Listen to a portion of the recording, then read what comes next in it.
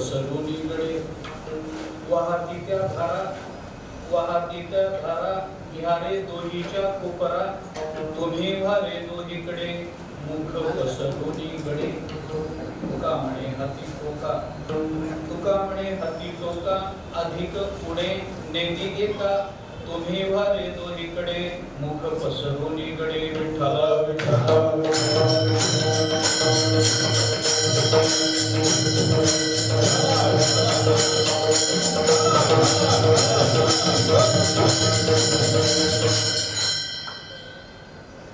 शिंकेला वेरे दुरी होतो तिघांचे विवरी तुरी वारे दोहीकडे मुख पसरून गडे. जगद्गुरु संत श्रेष्ठ श्री तुकाराम महाराज यांचा काल्याच्या प्रसंगात अत्यंत प्रसिद्ध अत्यंत महत्त्वाचा असा अभंग आहे. या अभंगामधून तुकाराम महाराजांनी भगवंतांनी गोपाळांना जो काला दिला त्या देण्याची प्रक्रिया काय आहे ती या अभंगामध्ये सांगितलेली आहे. चालू असणारा प्रातिवार्षिक नाम महोत्सव यंदाचं वर्ष महाराष्ट्रातल्या वारकरी संप्रदायाच्या इतिहासामध्ये एक अत्यंत महत्त्वाचं वर्ष. वारकरी संप्रदायाला कीर्तनाची पद्धत, कीर्तनाची परंपरा, कीर्तनाची शुचिता आणि कीर्तनातली निस्पृहता ज्यांनी शिकवली या दृष्टीनं वारकरी संप्रदायातल्या कीर्तनाचा आणि संत वाङ्मयाचा विचार आणि विस्तार ज्यांनी आदर्श रूपाने महाराष्ट्राला घालून दिला त्या स्वानंद सुखनिवासी सद्गुरु श्री जोग महाराजांच्या पुण्यतिथीचं हे 100वे वर्ष. त्यांच्या पुण्यतिथीची शताब्दी वारकरी संप्रदाय अत्यंत उत्साहानं उल्हासानं साजरा करतो आहे. त्याचप्रमाणे जोग महाराजांचे अत्यंत अंतरंग असे शिष्य ज्यांनी वारकरी संप्रदायाला एका विशिष्ट चालीमध्ये बसवलं. आज वारकरी संप्रदायामध्ये ज्या चाली म्हटल्या जातात सांप्रदायिक वर्ग, या चाली ज्या म्हटल्या जातात त्या नव्हे, सांप्रदायिक चाली ज्या म्हटल्या जातात त्या ज्यांच्या मुखातून आपल्याला मिळाल्या त्या बहुतांश चाली सद्गुरु श्री जोग महाराजांचे एक अत्यंत अंतरंग शिष्य बंकट स्वामी महाराजांनी आपल्याला दिल्या. त्या बंकट स्वामी महाराजांच्या पुण्यतिथीचं हे 75वे वर्ष आणि आपला हा प्रातिवार्षिक महोत्सव जो ज्ञानदेव सेवा मंडळाच्या वतीनं पहिल्या वर्षाचा जो उत्साह होता त्याच उत्साहानं आज तागायत चालू आहे. मला या मंडळाचं कधी कधी खूप कौतुक वाटतं. महाराज आपण आज समोर आहात किंवा आज मी आपल्या मंडळात सेवेला उभा आहे म्हणून आपल्याबद्दल बोलतो आहे असं कृपा करून समजू नका. आपल्या माघारी सुद्धा आमच्या भावना याच आहेत आणि अनेक वेळेला त्या भावना अनेकांजवळ मी बोलूनही दाखवलेल्या आहेत. या मंडळाचं मला खूप कौतुक वाटतं. मी हे म्हणण्याचं धाडस एवढ्या करता करतो की कदाचित महाराष्ट्रातला मी एकमेव असा कीर्तनकार असेल की या मंडळामध्ये त्यांनी 3 पिढ्या खर्ची घातली. माझी 3री पिढी ही सेवा करते. म्हणजे एखाद्या परंपरेच्या 3 पिढ्या संपून जाव्यात तरी त्या मंडळाचा उत्साह आणि कार्यक्रम करण्याची अंतरंगातली अतिशय पारमार्थिक अशी भावना ही तशाच पद्धतीनं अधिकाधिक सुदृढ होत जावी. मी कौतुक याच्या करता करतो. मी दादा असल्यापासून येतोय. माझ्या बघण्यात तर आहेच आहे पण वडिलांच्या आजोबांच्या काळातही अनेक मंडळी आली कालांतरानं निवृत्त झाली. माझ्या बघण्यात आपण अध्यक्ष होता. आपल्याच अध्यक्षतेखाली माझं येणं झालं अजून चालूच आहे. अनेक मंडळी आली. आपला कार्यकाल संपल्यानंतर आपल्या इंद्रियांची दुर्बलता कार्यक्षमतेची निर्बलता हे सगळं लक्षात घेऊन निष्प्रभपणानं आपलं पद बाजूला करून त्या पदावरून आपण बाजूला होऊन ते पद कार्यक्षम अशा व्यक्तीच्या हातामध्ये सुपूर्द करून निष्प्रभपणानं त्या पदावरून निघूनही गेले. व्यक्ती इथं आल्या, त्याने हे कार्य केलं, वाढवलं, परंतु व्यक्ती जरी बदलत राहिली तरी सुद्धा काम करण्याची या मंडळाची पद्धत मात्र कधी बदलली नाही. अत्यंत दिमाखाना हा उत्सव प्रतिवर्षी साजरा होतो. काही पूर्व ऋणानुबंधामुळे, पूर्व पुण्याईमुळे गाण्याच्या कीर्तनाची सेवा माझ्या वाट्याला आलेली आहे. माझ्या मर्यादित वेळेमध्ये, मर्यादित बुद्धीनं जेवढा विचार या अभंगाचा करणं मला शक्य आहे तेवढा करण्याचा मी प्रयत्न करतो. गाण्याच्या प्रसंगातला अभंग आहे. गाणं हे वारकरी संप्रदायाचं वैभव म्हटलं जातं. भक्तिशास्त्राचं चिंतन करणारे अनेक संप्रदाय या भारत देशामध्ये निर्माणही झाले, काही काळापर्यंत फोफावले आणि कालांतरानं उतरती काळा लागून हळूहळू नष्टही झाले. काही नष्ट झाले, काही नष्ट होण्याच्या मार्गावर आहेत, काही नष्ट होतीलच याचा विश्वास आहे.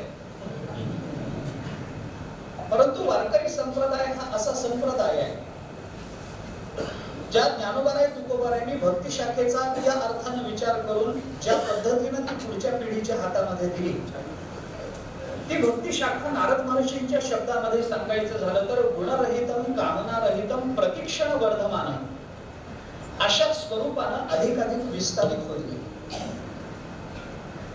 खरं म्हणजे प्रतिक्षणी वर्धमान होण्याकरता कामना रहित असणं हे फार महत्वाचं असतं, एकूण नारदांच्या सूत्रावरून जर जायचं झालं तर. आणि वारकरी संप्रदाय हा जर प्रतिक्षणी वर्धमान व्हावा अशी अपेक्षा समाजाची असेल आणि समाजामध्ये कार्य करणाऱ्या अनेक प्रबोधनकारांची असेल तर स्वाभाविक ती प्रतिक्षण वर्धमानता येण्याकरता कामना रहित कीर्तनकारांनी आणि श्रोत्यांनी असणं फार महत्वाचं असतं.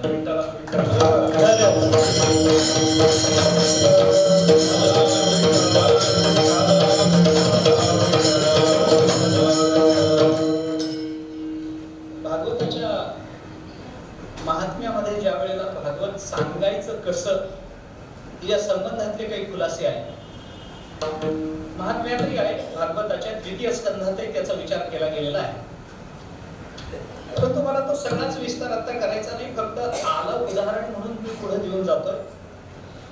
पद्मपुराणाने एके ठिकाणी या संबंधामध्ये असं म्हटलंय की ज्याचा उल्लेख भागवतातही आहे, वक्ता कसा असावा या संबंधामध्ये बोलताना भागवताने अशी अपेक्षा व्यक्त केली. विरक्तो वैष्णवो विप्रो वेदशास्त्र विशुद्धीकृत दृष्टांत कुशलो धीरहा वक्ता कार्येति निस्पृहा असं वचन आहे. या सगळ्याचा विस्तार मला करायचा आता कारण नाही, तो माझा मुख्य विषय नाही. परंतु वारकरी संप्रदायाने ही भक्ती परंपरा, ही भक्तीची ही विचारधारा एका विशिष्ट पद्धतीने हाताळली, जोपासली, वृद्धिंगत केली. आणि या भक्ती परंपरेमध्ये काला हे त्या भक्ती परंपरेचं एक असं सर्वोच्च पद आहे, एक अशी भूमिका आहे की त्या भूमिकेवरचा आनंद हा त्या भूमिकेवर गेल्याशिवाय आपल्याला अनुभवता येत नाही. म्हणून काला हे वारकरी संप्रदायाचं वैभव म्हटलं जातं. आणि आपल्याला कदाचित आश्चर्य वाटेल, कदाचित माहिती असेल, पण अद्वैत विचारधारा ज्यांनी जोपासली त्यांनाच कार्याचा आनंद उपभोगता येतो, इतरांना उपभोगता येत नाही. मी स्पष्ट बोलतो. मी जरी केवळ अद्वैती मताचा असलो आणि त्या मताचा अंशतः अभिनिवेश जरी माझ्या ठिकाणी असला तरी सुद्धा इतर मतांना कुणालाही धक्का न लागू देता माझं मत मी व्यक्त करतो. प्रस्थान भेदाच्या भाष्यामध्ये मधुसूदन सरस्वतींनी इतर मतांबद्दल बोलताना असं एक वचन वापरलंय. मधुसूदन सरस्वती तिथं असं म्हणतात की कोणतेही मत घ्या, ते कोणतेही आचार्यांचं असू दे, त्या मताबद्दल आपल्याला निंदा करण्याचं कारण नसतं, त्या मतांना नाव ठेवण्याचं कारण नसतं. मधुसूदन सरस्वती असं म्हणतात, नहि ते मुनयो भ्रांतः सर्वज्ञत्वात् तेषां. ज्यांनी ती मतप्रणाली निर्माण केली, ज्यांनी ती मतप्रणाली आपल्यापर्यंत आणून सुपूर्त केली, ती जी मंडळी होती ते काही वेडे नव्हते, ते काही मंदबुद्धीचे नव्हते, ते काही मूर्ख नव्हते, ते सगळेच सर्वज्ञ होते. नहि ते मुनयो भ्रांतः सर्वज्ञत्वात् तेषां. ते सगळेच सर्वज्ञ होते, परंतु आपली त्या त्या काळातली गरज म्हणून कर्पात्रीजींचं एक फार चांगलं वचन माझ्या वाचनात आलं. धर्मसम्राट कर्पात्रीजींनी एका लेखामध्ये असं म्हटलंय, की एखादं मत जर आपल्याला पटत नसेल, एखादं मत वाचल्यानंतर कदाचित ते द्वैत मताचा निर्देश करणार असेल किंवा कदाचित विशिष्ट अद्वैताचा असेल, कदाचित शुद्ध अद्वैताचा असेल, अद्वैताला सोडून असेल केवळ अद्वैताला, तर गर्भत्रीजीने असं म्हटलं की एखादं मत जर आपल्याला पटत नसेल, मी तत्वज्ञानातलं सांगतोय, परंतु व्यवहारामध्ये सुद्धा या विचाराचा अवलंब करायला आपल्याला कोणती अडचण नसावी. व्यवहारामध्ये सुद्धा आपण आपले वडील आपल्याला बोलतात, त्यांचं मत कदाचित आपल्याला पटत नाही, कदाचित आपल्या भावाचं मत पटत नाही, कदाचित मित्राचं मत पटत नाही, कदाचित बायकोचं मत, असं होत नाही शक्यतो, पण तरी एखाद्या वेळेला पटत नाही, मुलाचं मत पटत नाही.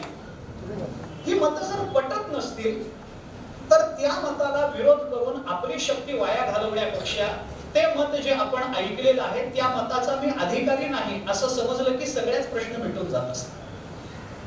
मला एखादं मत नाही पटत, पण नाही पटत याचा अर्थ माझ्या करता ते दिलेलं नाहीये, मी त्याच्यासाठी नाहीये, ते मत इतर कोणाकरता असेल जो त्याचा अधिकारी आहे. केवलाद्वैती मताचा विचार करणारी जी संत मंडळी आहेत त्यांना काल्याचा विचार ज्या प्रगल्भतेनं करता आला, ज्या उत्कटतेनं करता आला आणि त्या कार्यामध्ये सर्वसमावेशकता ठेवता आली, त्याचं कारण काही असेल तर या संत मंडळींच्या विचाराचे जे पाय आहेत ते पाय अद्वैताचे, त्या अद्वैताच्या पायावर हा विचार होता. म्हणून मी म्हटलं कदाचित आपल्याला माहिती असेल नसेल मला माहिती नाही, पण मध्वाचार्यांचं जे द्वैत दर्शन आहे ते काही सामान्य नव्हते, ते अवतारी सत्पुरुष अवतारी होते. पण मध्वाचार्यांच्या या सगळ्या द्वैत मतामध्ये ते जे भागवत मानतात त्या भागवतामध्ये काल्याचे 3 अध्यायच नाही. द्वैत मतामध्ये काला सांगितलाच जात नाही. त्यांचं भागवत जर आपण पाहिलं तर भागवतामध्ये त्यांच्या या दशमस्कंधातल्या ज्या 3 अध्यायामध्ये काल्याचं चिंतन केलं गेलं त्या काल्याचे 3 अध्याय गायब. आता गायब आहेत असं आपण म्हणू, त्यांच्या दृष्टीने ते प्रक्षिप्त आहे, पण त्यांना या काल्याचा आनंद घेता आला नाही. काल्याचा आनंद घेतला तो वारकरी संप्रदायाने आणि काल्याचा आनंद दिला तोही वारकरी संप्रदाय. प्रस्तुत अभंगामध्ये तुकाराम महाराजांनी काल्याचं जे चिंतन केलेलं आहे त्या चिंतनाकडे मला प्रवृत्त व्हायचं आहे. काला हे वैभव आहे, कारण काला ही एक काहीतरी दही लाही एकत्रित करणं आणि 4 लोकांना वाटणं आणि आपण खाणं एवढी सामान्य गोष्ट नव्हे, सामान्य क्रिया नव्हे. अधिक बोलण्याचं कारण नाही. तुकाराम महाराजांनी या कार्याचे चिंतन करताना दही आणि लाही या 2 गोष्टींना सामान्य वस्तू रूपानं न मानता तत्व रूपानं प्रतीक मानलेलं आहे. दही हे एक प्रतीक आहे आणि लाही हे एक प्रतीक आहे. कशाचं प्रतीक आहे? तुकाराम महाराजांच्या वचनाच्या आधारानं जर एका वाक्यात बोलायचं झालं तर नामाचं दही आणि प्रेमाची लाही जिथे एकत्रित येते तो काला होत असतो. विठ्ठला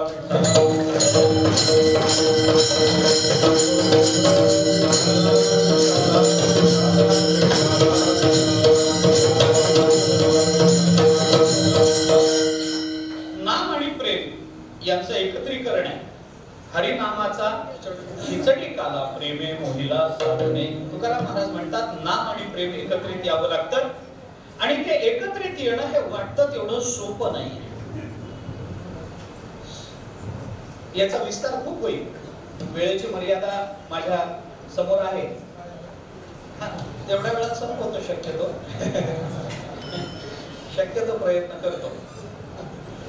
काय मराठवाड्यातला माणूस आहे महाराज, पगळ बोलायची सवय.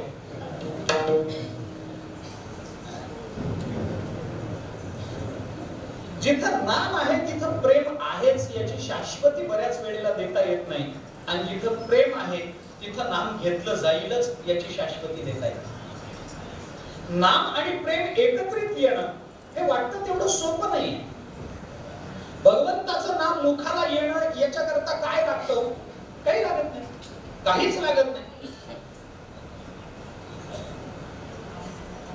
थोडस पुढे सरकून घ्या, म्हणजे संयोजकांना नंतर अडचणी येणार. कृपा करून थोडस पुढे सरकून घ्या. पुरुष आणि स्त्री दोघांनाही विनंती आहे, मात्र मुलींना विनंती आहे. पुढे सरकणाऱ्या बायका इथंच बघितल्या महाराष्ट्रात कुठेही दिसल्या नाहीत. न बोलता पुढे सरकणारी बाई दुर्लभच असते. मला भाग्य वाटतं महाराज आपल्या मंडळाचं हे अजून एक वैशिष्ट्य मानलं पाहिजे.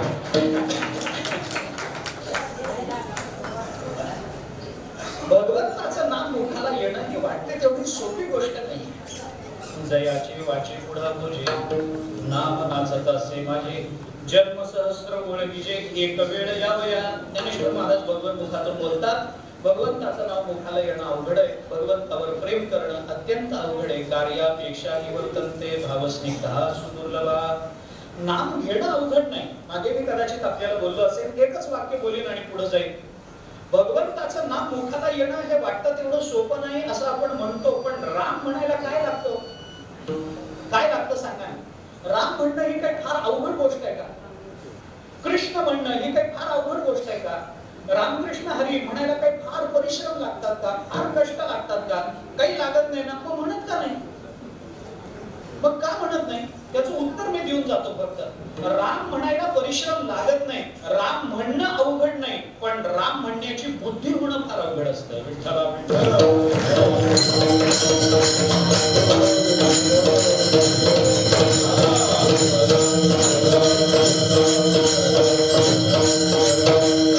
आणि या दृष्टीने विचार केला तर जसं नाम कठीण आहे तसं प्रेम कठीण आहे. आणि म्हणून नाम आणि प्रेमाने युक्त असलेला काला प्राप्त होणं हे अत्यंत अवघड आहे. वारकरी संप्रदायामध्ये संत महात्म्याने हा काल्याचा प्रसंग ज्या अभंगातून साजरा केला ते अभंग दोन प्रकारचे.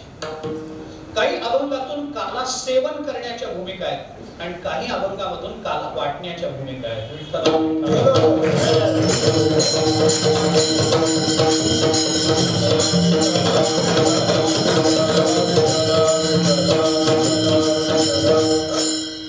काला सेवन करणं आणि काला वाटणं या दोन स्वतंत्र प्रक्रिया आहेत.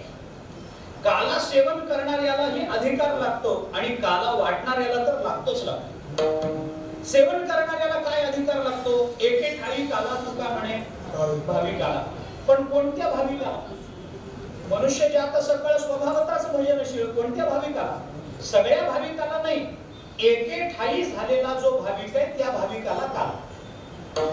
एके ठाई काला, पण तुका म्हणे भाविकाला. कोणत्या भाविकाला? एके ठाई झालेला जो भाविक, जो एक स्वरूपाला प्राप्त झालेला आहे. चळा वळू गाई बैसू जेवू एके ठाई. जो एके ठाई बसतो, एके ठाई जेवतो, आपली इंद्रिय वृत्ती वळवून एके ठिकाणी आणतो, त्या एके ठाई झालेल्या भाविकाला काला आहे. हा त्याचा काला मिळवण्याचा अधिकार. काही अभंगामध्ये काला सेवन करण्याचीच भाषा संतांनी केली.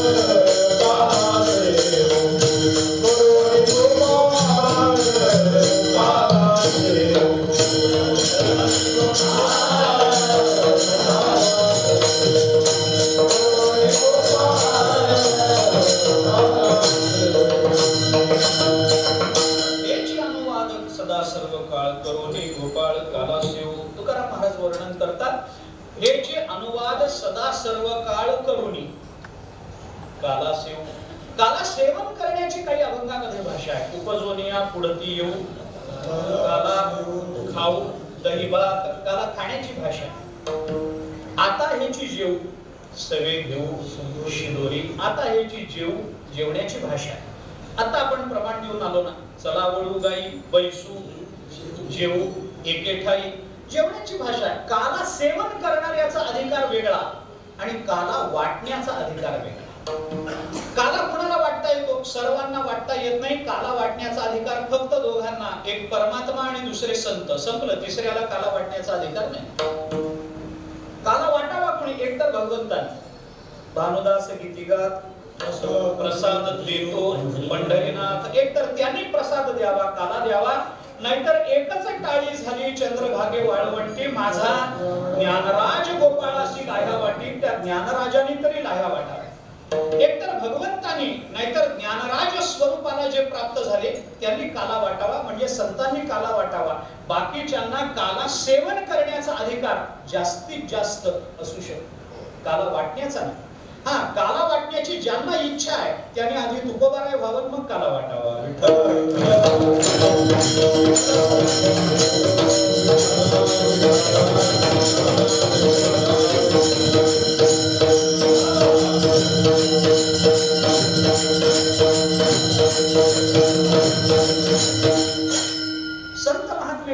देतात, परमात्मा काला देतो आणि काला देतात तो काला प्रसाद म्हणून जरी असला तरी तो प्रसाद आपल्या जीवनाची धन्यता करून देणार. आजी देतो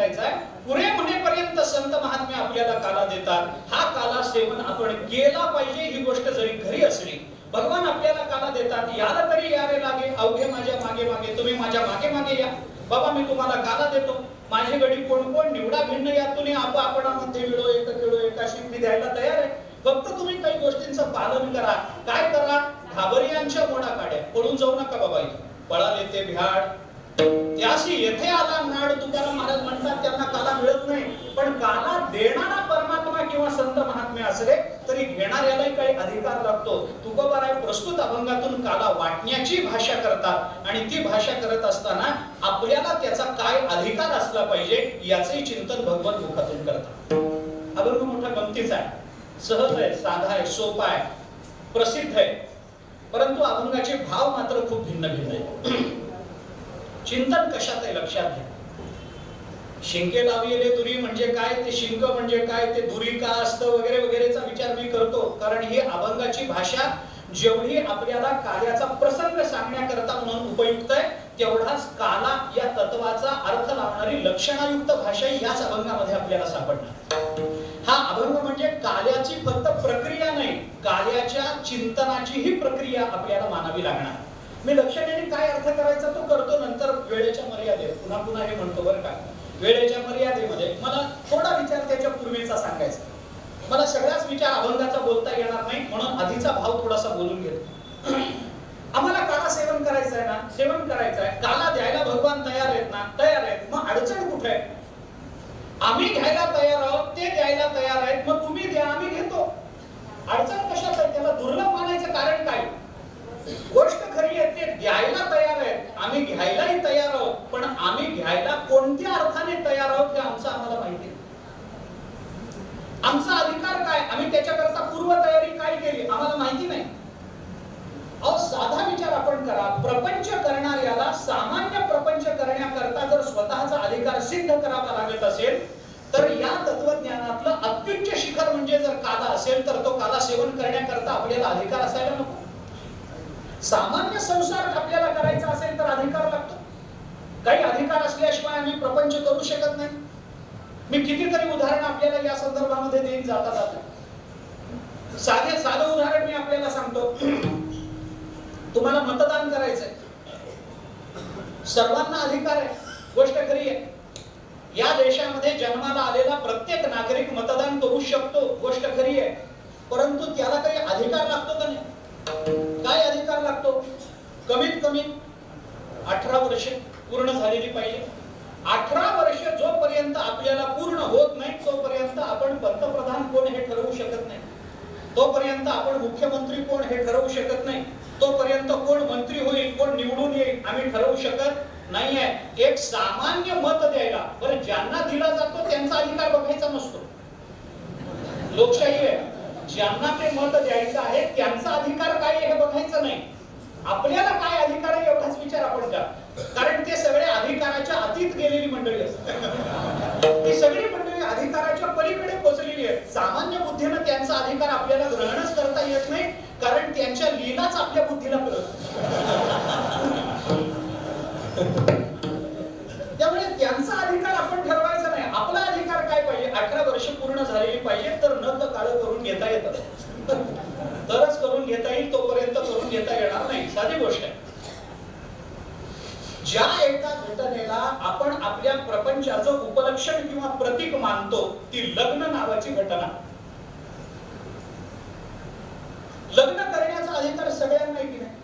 सगळ्यांना आहे. पण कधी, किती वय लागतो? 21 लागतं ना. म्हणजे अजून तरी माझ्या माहितीत 21 आहे. आता परत कधी काय बदललं असेल तर माहिती नाही, कारण कायदे इतके लवकर बदलायला लागले काही कळत नाही. 21 वर्षाचं वय लागतं. म्हणजे मुलाचं वय 21 लागतं. 21 वर्षाचा मुलगा झाल्याशिवाय त्याला लग्न करण्याचा अधिकार या देशाचा कायदा देत नाही. आम्ही लग्न करायचं, मला गंमत वाटते, बायको निवडायला 21 लागतात आणि पंतप्रधान निवडायला 18 पुरतात. काय बायकोचा गौरव आहे? बायको निवडायला 21 वर्ष वाढावं लागतं माणसाला, पंतप्रधान निवडायला 18 पुरून जातात. म्हणजे पंतप्रधान निवडणं त्या मानानं सोपं आहे, बायको निवडणं अवघड आहे. ते खरंच आहे. आता त्याचा विस्तार मला आधीच वेळ कमी आहे, त्याचा विस्तार मला करायचं कारण नाहीये. मला थोडंसं पुढे बोलायचंय. तसं काला आम्हाला सेवन करायचं असेल तर आमची काही तयारी पाहिजे. काय तयारी पाहिजे? अभंगाचं चिंतन आपण करा. पहिलं आणि शेवटचं या 2 चरणामध्ये भगवंताने आपल्याला काला देणं आणि कोणत्या पद्धतीनं देणं याचं चिंतन केलंय. आणि मधल्या 2 चरणामध्ये, दुसऱ्या आणि तिसऱ्या चरणामध्ये तो काला सेवन करण्याकरता आपली जबाबदारी काय आहे याचा विचार या अभंगामध्ये तुकाराम महाराजांनी मांडला. काला आम्ही सेवन करावा पण कोणत्या तरी जबाबदारीनं सेवन करावा. काला भगवंताने वाटावा पण कोणत्या तरी बुद्धीनं वाटावा. देणाऱ्याने बुद्धीनं द्यावं आणि घेणाऱ्याने जबाबदारीनं घ्यावं, तर देण्या घेण्याचा व्यवहार सुखाचा होत असतो. विठ्ठला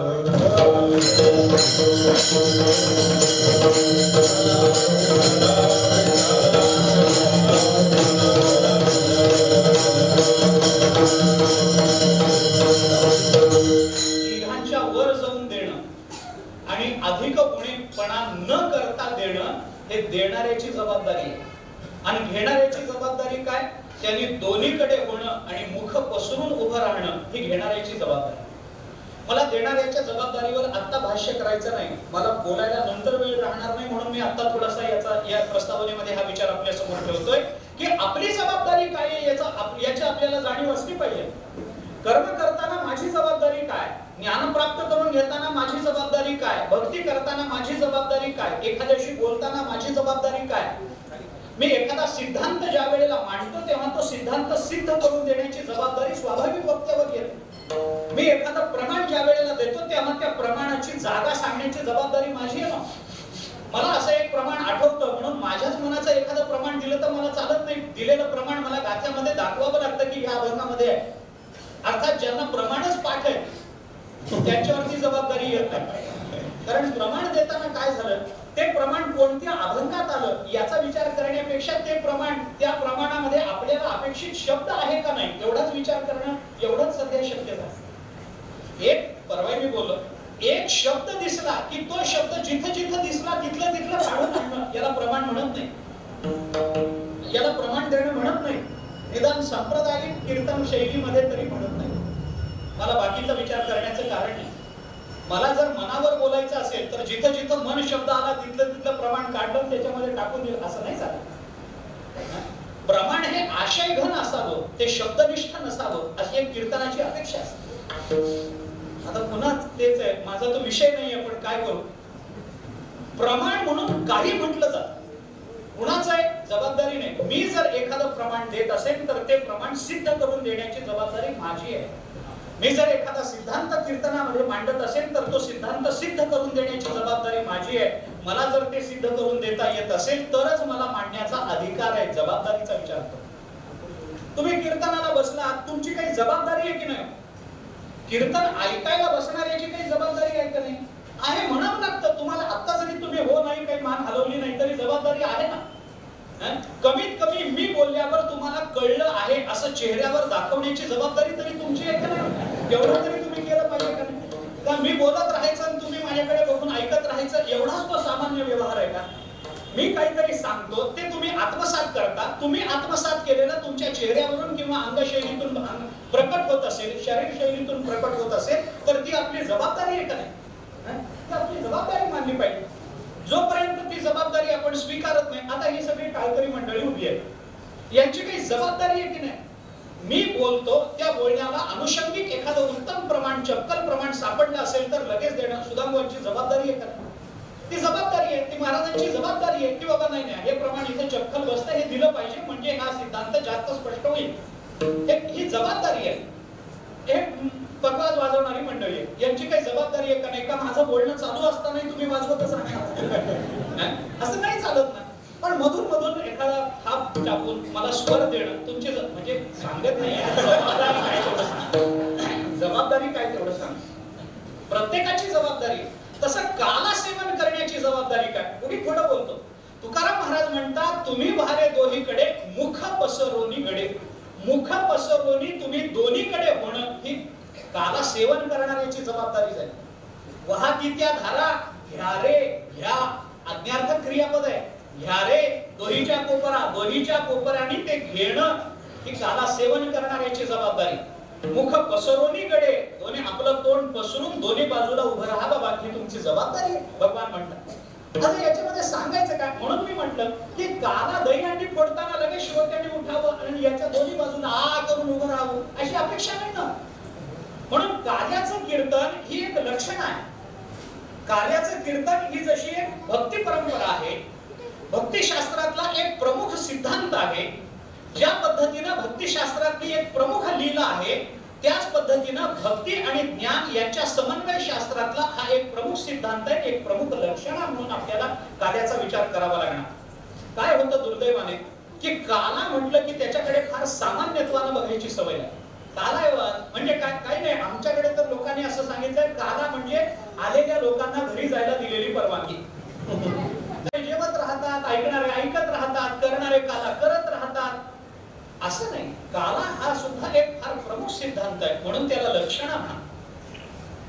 आपल्याकडे एक सहज बोलतो संस्कृतात एक वचन आहे, अतिपरिचयात अवज्ञा संतत गमनात अनादरो भवती मलये भिल्ल पुरंदरी चंदन तरुकाष्टम इंधनम कुरुते. असं एक वचन आहे संस्कृतात.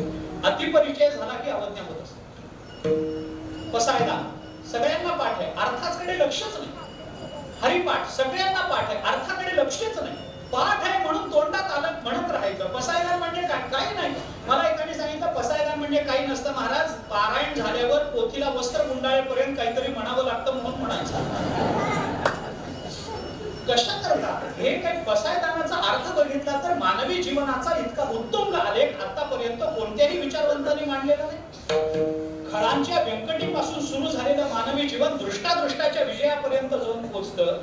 हा मानवी जीवनाचा चढता आलेख कोणत्या तत्वज्ञानी कोणत्या विचारवंतांनी आतापर्यंत इतक्या सोप्या परिभाषेमध्ये आपल्या समोर आणून ठेवला सांगा. मानवी जीवन इतकं उत्तुंग होऊ शकतं याची कल्पना तरी आपल्याला कुणी करून दिली का? पण पसायदानाकडे आम्ही तसं बघतच नाही ना. जे काळांची व्यंकटी सांडो आम्ही म्हटलं की तया सत्कर्मी विरती वाढो तुम्ही म्हणायचं. इतकं सोपं नाही ना. हरिपाठ सोपा नाही ना. अतिपरिचयात अवज्ञा होऊ नये, कार्याच्या कीर्तनाचीही होऊ नये, याच्याकरता त्याची लक्षणा करा.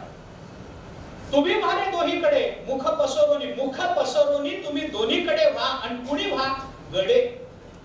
गड्यांनीच व्हा, इतरांनी होऊ नका. त्याच्याकरता गडी होणं फार महत्वाचं असतं. गडी होणं फार महत्वाचं आहे. आता मी प्रमाण देऊन आलो, अधिक प्रमाण देत नाही, वेळ घालवत नाही.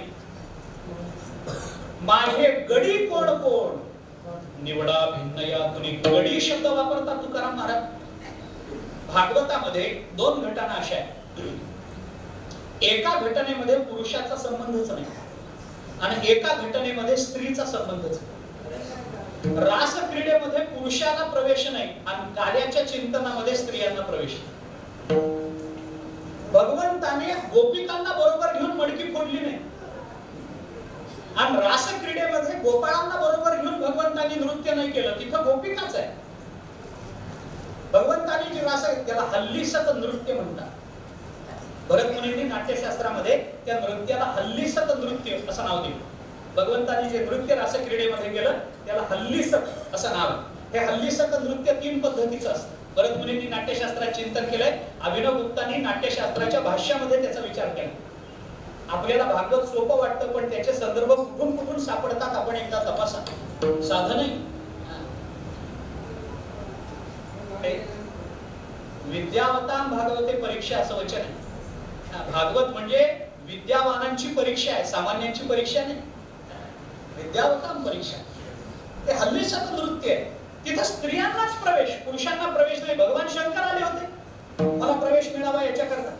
राधेने सांगितलं तुम्ही भगवान शंकर आहात, पुरुष आहात, तुम्हाला प्रवेश नाही. पार्वती मातेला येता येईल, तुम्हाला आत येता येणार नाही. 2 गोपिकांमध्ये एक भगवान, एका गोपिके बरोबर एक भगवान आणि सर्व गोपिकांमध्ये एक भगवान, अशा 3 पद्धतीने हल्लीसत नृत्य करताय. एक नट एका नटी बरोबर, 2 नट्यांच्या मध्ये एक नट, एक म्हणजे एकमेव बरं का. प्रत्येक दोघांमध्ये एक स्वतंत्र असं नाही, एकमेव नट आणि अनेक नट्या आणि एकमेव नट, अशा 3 पद्धतीने हल्लीसत नृत्य करता येतं. भगवंतांनी रासक्रीडा या 3ही पद्धतीने केल्याचं वर्णन भागवत करतं. मला भागवत सांगायचं नाही पण इथं भगवान शंकर आले, त्यांना सांगितलं तुम्हाला प्रवेश नाही. मग मला तर नृत्यामध्ये सहभागी व्हायचंय, मग काय करायचं? राधेने सांगितलं तपश्चर्या करा, त्याच्याशिवाय रासक्रीडा करता येत नाही. कुणाला सांगितलं? भगवान शंकरांना जे कायम समाधी अवस्थेमध्ये, त्यांना सांगते राधा तपश्चर्या करा. कारण समाधीसाठी लागणारी तपश्चर्या भक्ती करता पुरत नसते म्हणून. विठ्ठला विठ्ठला.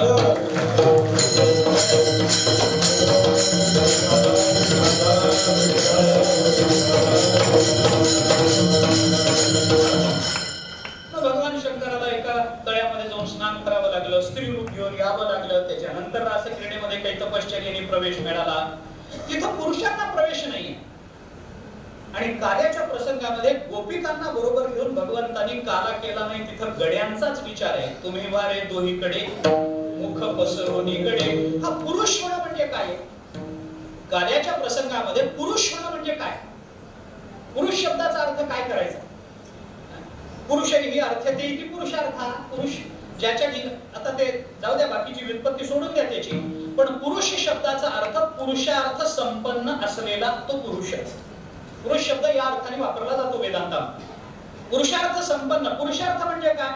धर्म अर्थ काम या तिघांना नाही, मोक्षाला पुरुषार्थ म्हणतात. ज्ञानोबांनी पुरुषार्थाची व्याख्या करताना चौथा जो पुरुषार्थ त्यालाच मोक्ष म्हटलंय, त्यालाच पुरुषार्थ म्हटलंय. धर्म अर्थ काम आणि मोक्ष. मोक्षाला यया ब्रह्मत्वासीची पार्था सायुज्यायसी व्यवस्था, याची नाव चौथा पुरुषार्थ. ज्ञानोबा म्हणतात सायुज्यायसी व्यवस्था, सायुज्य मोक्ष जो चौथा पुरुषार्थ, त्या पुरुषार्थाने जो युक्त त्याला पुरुष म्हणा. आचार्याने ब्रह्मसूत्राच्या पहिल्या सूत्रावर भाष्य करताना पुरुषार्थ म्हणजे काय? ब्रह्मावगती पुरुषार्थ असे व्याख्यान केलं. ब्रह्मावगती ज्याला प्राप्त झाली, ब्रह्मस्वरूपाला जो प्राप्त झाला तो पुरुष म्हणा. आणि असा जो पुरुष, असा जो गडी, त्या गड्यानीच काल्याच्या कीर्तनामध्ये, काल्याच्या प्रसंगामध्ये यायचं आणि भगवान त्यालाच काला देणार. म्हणून याच्यामध्ये स्त्रियांना प्रवेश नाही. मग एवढ्या बायका काय करतात काल्याच्या कीर्तनात? जर बायकांना कालाच नाही तर आमच्या बघण्यामध्ये तरी काल्याच्या कीर्तनात बायकांचीच गर्दी जास्त असते. आमच्या बघण्यामध्ये तरी काल्याच्या कीर्तनाला गर्दी असते, नंतर भंडारा असतो ना. काल्याच्या कीर्तनात गर्दी असते. मी इथलं बोलतच नाहीये, कारण इथलं वेगळंच आहे, मी पहिल्यापासून बोलत आलो. काल्याच्या कीर्तनामध्ये बायका लागतात कशा करतात? त्याचं उत्तर आहे, हा स्त्री आणि पुरुष हा आपण करतो तो जो लैंगिक भेद आहे, त्या भेदाला परमार्थामध्ये आणि भक्तिशास्त्रामध्ये स्थान नाही. मला सांगा, मी आपल्याला साधं सरळ विचारतो, भगवान शंकर, थोडा विषयांतर होईल त्याला, पण मलाही माझे काही आत्मीय विषय आहेत, मलाही माझे काही अभिनिवेश आहेत, ते मला जोपासले पाहिजेत आणि ते जोपासणं याला मी पुरुषार्थ मानत आलेलो. म्हणून सांगतो, मला सांगा, भगवान शंकर रास क्रीडेमध्ये आले आणि भगवान शंकराला राधेने सांगितलं की तुम्हाला इथे प्रवेश नाही, तुम्ही स्त्री होऊन या. झालं. आता मी दुसरा विकल्प आपल्या समोर मांडतो. याच रास क्रीडेमध्ये ज्ञानोबाराय जर गेले असते तर राधेची काय ताकद होती? ज्ञानोबारायांना म्हणावं की तुम्ही बाई होऊन या म्हणून? काय ताकद होती सांगा? कारण जे ज्ञानोबाराय सखये, बाह्ये, माये, गे हे शब्द वापरून आपली सगळी अभंग रचना करतात आणि आपल्या जीवनामध्ये गोपिकेच्या भूमिकेवर आरूढ होऊन भक्तिशास्त्र जगाला प्रदर्शित करतात, ते ज्ञानोबाराय पुरुषी दिसत असले तरी त्यांना त्या रूपातही रासक्रीडा करता येते. आणि मीराबाई स्त्री दिसत असल्या तरी त्या रूपामध्ये त्यांना काला करता येतो.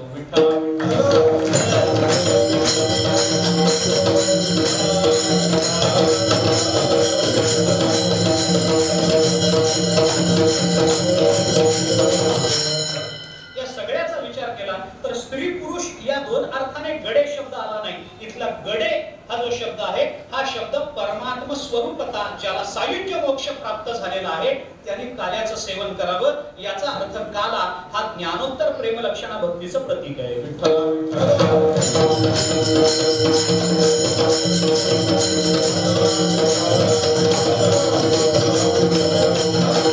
अशा गड्यांनी काय केलं पाहिजे? जे सायुज्य मोक्षाला प्राप्त झाले त्याने काय केलं पाहिजे? मुख पसरवून उभं राहिलं.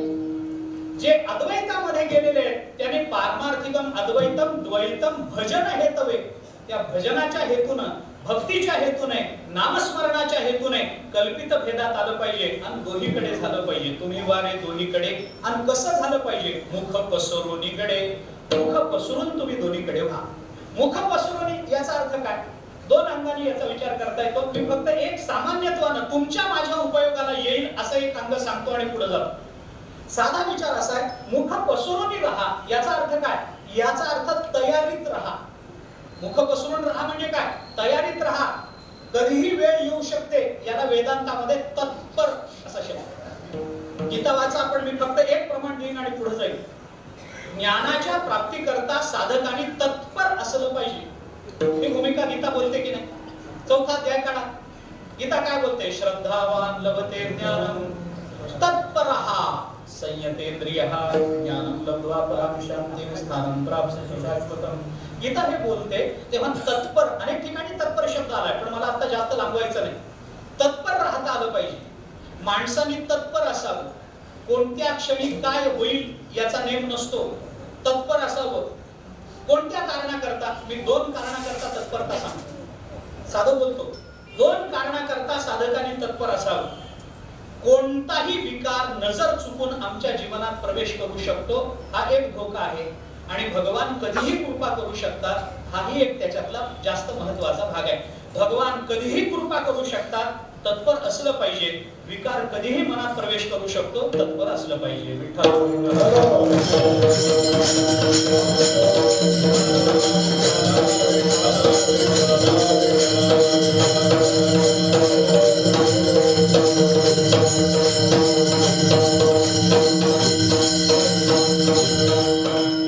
याच्याकरता आपली सावधानता महत्वाची. माणसाने सावध असावं, कायम तत्पर असावं, कायम जागरूक असावं. उत्तिष्ठत जाग्रत प्राप्यवरान्यबोधत क्षुरस्य धारा निषिधा दुरत्यया दुर्गम पथस्तत कवयो वदन्ति. उपनिषदाने आपल्याला सांगितलं, तुकोबाराय आपल्याला सांगतात, हळूहळू चाला, कोणी कोणाशी न बोला. हळूहळू चाला म्हणजे काय? जागरूक राहा, सावध राहा. सावध राहिला तरच नाही, क्षणभंगुर नाही भरवसा, वारे सावध तोडा माया आशा काही नचले. पुढे आपल्याला माहिती आहे सगळं, सावध कोणी होत नाही हा भाग वेगळा, पण सावध व्हा ही संतांची आपल्याला शिकवणूक आहे. सावध व्हा बाबा, सावध सावध झालो, सावध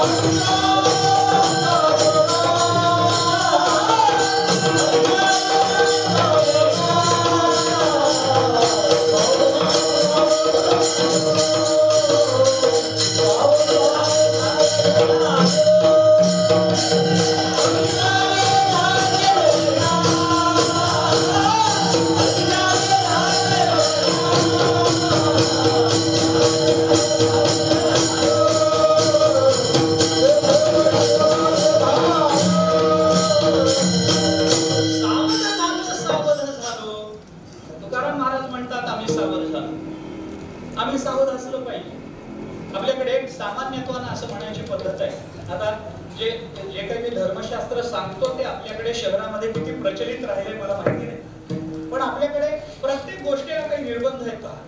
पानावर बसून जांभई देऊ नका, आई सांगते मुलाला पानावर बसून जांभई देऊ नका. मुलगा विचारतो कशा करता?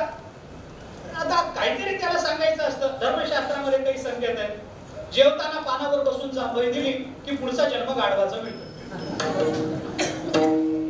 आईने मुलाला सांगितलं, नवऱ्याला सांगितलं, नवरा कामावरून थकून आलेला, जेवण झालं होतं जवळजवळ, जांभई आली, नवऱ्याने जांभई दिली. काय करू द्या, जांभई देऊ नका का, पुढचा जन्म गाढवाचा मिळतो. नवरा म्हणाला पुन्हा किती वेळ, एकदा वेळेला बसतं, पुन्हा पुन्हा तेच काय असतं. पण त्याच्या सावध राहावं. हे काही फार मोठे आपल्याकडे अजून आमच्याकडे खेड्यामध्ये असं म्हणण्याची उंबरठ्यावर बसून शिंकू नये म्हणतात. आपल्याला माहिती आहे की नाही, उंबरठ्यावर बसून शिंकू नये. मी विचारतो काय होतं, काय होतं सांगा. कुणी काही सांगत असेल, मी आज जाहीर कीर्तनामध्ये तुम्हाला सांगतो, उंबरठ्यावर बसून शिंकल्याने काय होतं. मी सांगतो काही होत नाही, काही होत नाही. मी आपल्याला सांगतो ना, सरळ सांगतो, कीर्तनात सांगतो काही होत नाही. मग हे सांगितलं का, असं करू नका, तसं करू नका, अमुक ठिकाणी जांभई देऊ नका, कमी ठिकाणी शिंकू नका, असं असताना तसं करू नका, हे कशा करता आपल्याला सांगितलं? काही नाही, याचं कारण एवढंच आहे, माणसाला जी शिंक येते ती मनुष्य दारामध्ये बसतो कशा करता मला सांग. दारात उंबरठ्यावर बसून जांभई शिंकू नये. उंबरठ्यावर बसायचंच कारण काय? कशा करता माणूस उंबरठ्यावर बसेल? घरात कुठेही बसेल, गादीवर बसेल, पलंगावर बसेल, खुर्ची, उंबरठ्यावर बसायचे काय अट? तो उंबरठा म्हणजे घराचं मुख्य द्वार. त्या द्वारामध्ये मनुष्य कधी बसतो, बाई कधी बसते, शेजारणी बरोबर गप्पा मारते, बरोबर आहे का नाही? माणूस कधी बसतो, कुणीतरी जाताना येताना आपला परिचित मनुष्य दिसला तर त्याच्या बरोबरीने गप्पा मारतो. म्हणजे मी हे सामान्यत्वानं बोलतोय, हे काही नियम नाही, हे काही विज्ञान नाही, त्याच्या मागचं काही नाही, सावधानता असावी याच्या करता म्हणून बोलतो. मग काय होतं, आपल्याला शिंक येणार हे आधी कळतं का अचानकच येते? हो, एक क्षणभर आधी तरी कळतच की नाही, शिंक यायला लागली आणि मग धाडकन आली. काही माणसं अशी शिंकतात महाराज, हो, पोखरणचा बॉम्बस्फोट कमी. काही माणसांचं शिंकणं असं असतं, आणि काही माणसं शिंकतात तर कळतच नाही, शिंकली का काय जाऊ द्या, कळतच नाही, शिंकतात. ती शिंक येण्याच्या आधी आपल्याला सूचना येते की आपल्याला शिंक येणार आहे, याच्या करता आपण सावध झालं पाहिजे. उंबरठ्यावर बसून शिंकू नका असं म्हटलं की माणसाला एक भय निर्माण होतं, आणि शिंक यायला लागली पटकन माणूस आत तरी जातो, नाही तर बाहेर तरी जातो. परिणाम काय होतो, आपण शिंकल्यानंतर आपल्या मुखारविंदातला प्रसाद समोरच्या व्यक्तीला प्राप्त होत नाही. हे सरळ आहे, साधं सरळ सोपं एक कारण लक्षात घ्या. पण हे कशा करता सांगितलं, सावध व्हा, अप्रमत्तेन वेद्धव्यम ब्रह्मत लक्ष्यम उच्यते. आपण उपनिषद पहा, अप्रमत्तेन वेद्धव्यम, प्रणवो धनुः. आता जाऊ द्या, तो सगळा विषय सोडून द्या.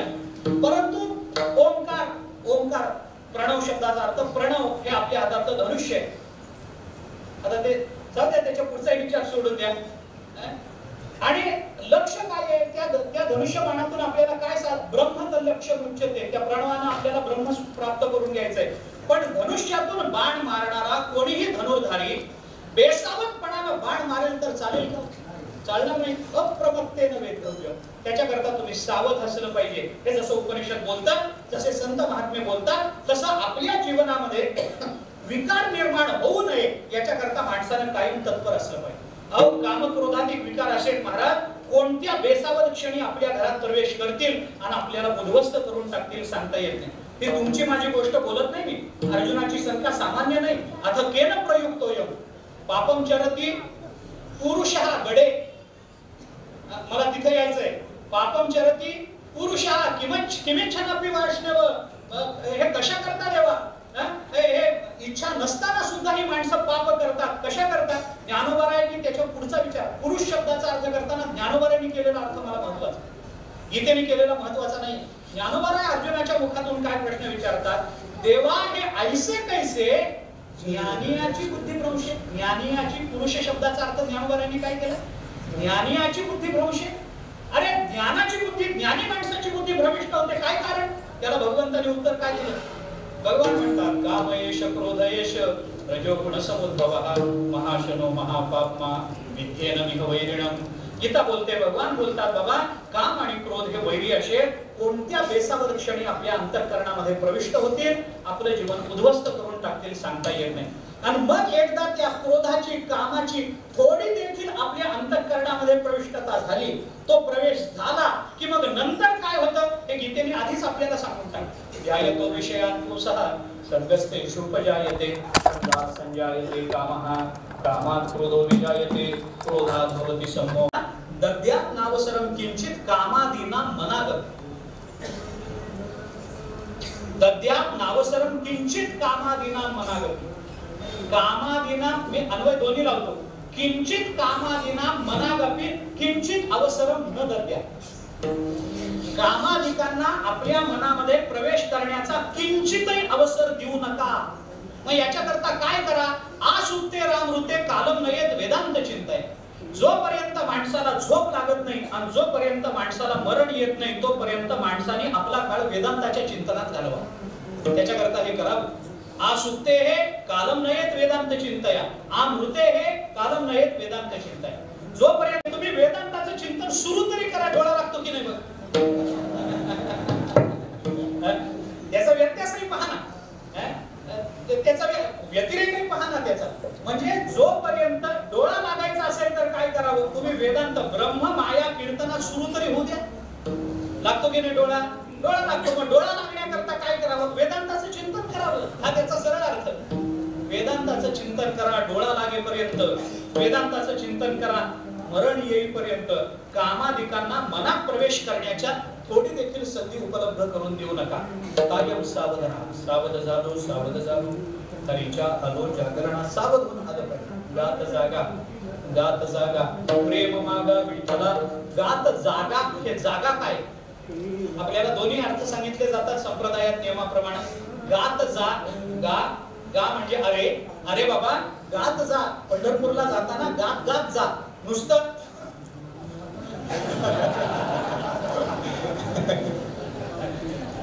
दिंडीच्या बाहेरून राजगिरान केळी गोळा करत जाऊ नका. गात जा, गात जा. गा अरे बाबांनो, गात जा, गात जा. देवाचं भजन करत करत पंढरपूरला जा. आणि पंढरपूरला जाऊन काय करा? एकादशीच्या दिवशी गात जागा. रात्रभर जागरण करा. कशाने? भगवंताचं भजन करत रात्रभर जागा. जागा हे काय? जागा म्हणजे जागृत. जागृत या शब्दाचा अर्थ काय? सावध. सावध राहा. तुम्ही मारे दोहीकडे मुख पसरून निगडे. तुम्ही दोन्ही बाजूने आपल्या परमार्थाची सूत्र, आपल्या परमार्थाचं फल परमात्मा कधी, मी जसं आपल्याला सांगितलं की कोणताही विकार बेसावध क्षणी आपल्या जीवनाचा ताबा घेऊ शकतो. हे जसं कोणत्याही क्षणी होऊ शकतं तसं आपल्या जीवनावर परमात्मा कधीही कृपा करू शकतो. विसरू नका. कधीही, ती वेळ कधी येईल माहिती नाही. कदाचित कीर्तन झाल्याबरोबर तुम्ही ज्ञानदेव तुकारामध्ये तल्लीन व्हाल, त्या क्षणी भगवंताची कृपा होऊ शकते. काय माहिती आपल्याला कधी होऊ शकते? अहो पूर्वजन्मीचं पुण्य कधी उदयाला येईल कोण नियम सांगू शकतो? मला कोण सांगू शकतो? आपण घरी जाता जाता कीर्तनात काय ऐकलं याचं चिंतन करत करत जातात, भगवंताची कृपा होईल. नवल काय कोणत्या क्षणी होऊ शकेल काही सांगता येत नाही. गोपाळ शिकलेले नव्हते, पाठशाळेत राहिले नव्हते, वेद कंठस्थ नव्हते, धर्म कार्य केलेलं नव्हतं, नित्य ब्रह्मयज्ञ करत नव्हते, एकमेकांचं उष्ट खात होते, तरी भगवंताची कृपा नव्हती. आणि आम्ही हे सगळं पाळून सुद्धा आमच्या स्वप्नात येत नाही ना. हे सगळं पाळूनही परमात्मा येत नाही. परमात्म्याची कृपा कधी होईल काही सांगता येत नाही. कोणत्याही क्षणी परमात्मा कृपावंत होऊ शकतात, कोणत्याही क्षणी परमात्मा त्यांच्या चरणाजवळ आपल्याला बोलवू शकतात. आपण सावध राहिलं पाहिजे. म्हणून दोन्ही बाजूला तुम्ही उभं राहा आणि तोंड उघडून उभं राहा. याच्यामध्ये आपली जबाबदारी काय? काला सेवन करण्याकरता आपण सावध राहिलं पाहिजे. हे तुकोबाराय आपली जबाबदारी म्हणून सांगतात. आणि भगवंताची जबाबदारी काय आहे? अभंगाच्या पहिल्या चरणामध्ये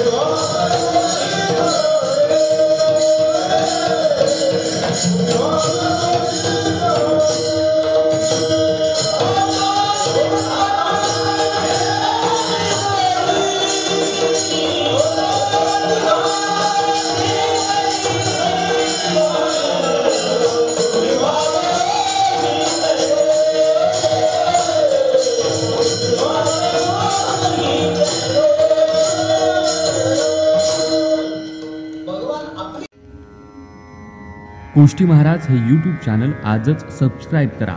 बेल आयकॉनवर क्लिक करा. शुद्ध सांप्रदायिक चाली, कीर्तनं, प्रवचनं, कथा, पारायणं असे वारकरी संप्रदायाशी संबंधित व्हिडिओ पहा. आपणही पहा आणि इतरांनाही आग्रहपूर्वक सांगा.